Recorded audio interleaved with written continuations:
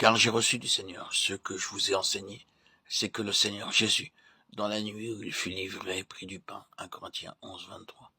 Le Seigneur Jésus-Christ a lui-même personnellement donné cette révélation à l'apôtre Paul. Paul dit, ce que j'ai reçu du Seigneur, je vous l'ai transmis. Ce n'est donc ni un rite, ni une cérémonie à laquelle nous participons. C'est un témoignage qui nous aide à nous rappeler ce qu'il a fait, ce qu'il fait et ce qu'il fera lorsqu'il reviendra. Ce témoignage nous rappelle aussi que nous sommes destinés à occuper avec lui la place la plus élevée dans les cieux. C'est un témoignage. Et après avoir rendu grâce, le rompit et dit, ceci est mon corps qui est rompu pour vous. Faites ceci en mémoire de moi. 1 Corinthiens 11, 24. Le Seigneur Jésus-Christ n'a pas dit, vous devez verser des larmes à cause de mes souffrances et pour tout ce que j'ai enduré pour vous. Ici, il remercie simplement. Et nous remercions simplement parce qu'il s'est donné lui-même avec amour pour nous. L'apôtre Paul rend ce témoignage. Si je vis maintenant dans la chair, je vis dans la foi du Fils de Dieu qui m'a aimé et qui s'est livré lui-même pour moi. Galates 2:20. Volontairement poussé par son amour, il s'est offert et s'est donné pour nous. Le Père m'aime parce que je donne ma vie afin de la reprendre. Personne ne me l'ôte, mais je la donne de moi-même. J'ai le pouvoir de la donner et j'ai le pouvoir de la reprendre. Tel est l'ordre que j'ai reçu de mon Père. Jean 10, 17-18.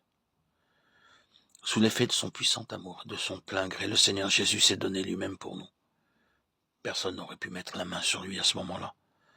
Lorsque dans le jardin de Gethsémane, les soldats vinrent pour le saisir, il leur dit, « Qui cherchez-vous » Ils dirent, « Nous cherchons Jésus de Nazareth. » Jésus dit, « C'est moi, venez, saisissez-moi. » Ayant entendu ces paroles, ils tombèrent à la renverse.